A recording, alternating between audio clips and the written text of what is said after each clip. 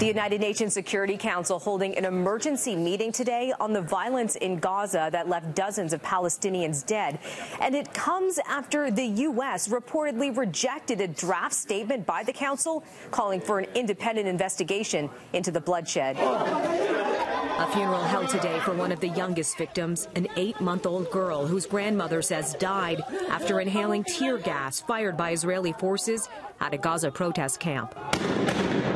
Palestinian officials say yesterday's death toll reached 60 overnight, and more than 2,000 others were hurt during demonstrations that took place during the opening of the new U.S. embassy in Jerusalem. The embassy's move from Tel Aviv making good on Donald Trump's promise. Israel's defending yesterday's action, saying it was in self-defense.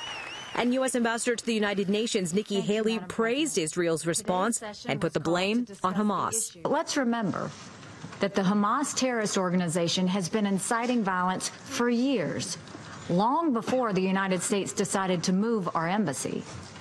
No country in this chamber would act with more restraint than Israel has. And more international reaction coming in. The French foreign minister calling the situation in the Middle East explosive and criticizing Israel for what he calls an unjustified level of violence. Turkey, one of the most vocal critics of Israel's response to the Gaza protests, telling Israel's ambassador to leave the country today. And the UK is urging Israel to show restraint. Mr. Speaker, I'm deeply saddened by the loss of life in Gaza, where peaceful protests are being exploited by extremists. I urge Israel to show restraint in the use of live fire, and I take this opportunity to repeat the UK's commitment to a two-state solution with Jerusalem as the shared capital. And we're learning tonight a Canadian doctor was shot in Gaza during demonstrations yesterday. Dr. Tarek Loubani was shot in the leg while attending to injured protesters. In an online post, he says he was transported to hospital, stabilized and discharged after X-rays showed no bone injury.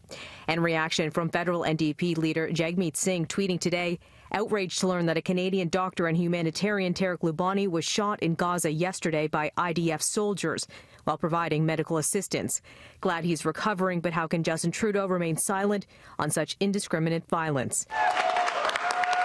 Loubani made headlines 5 years ago when he and a Canadian filmmaker were detained in Egypt for weeks without charges. Loubani said they were passing through Egypt on their way to Gaza.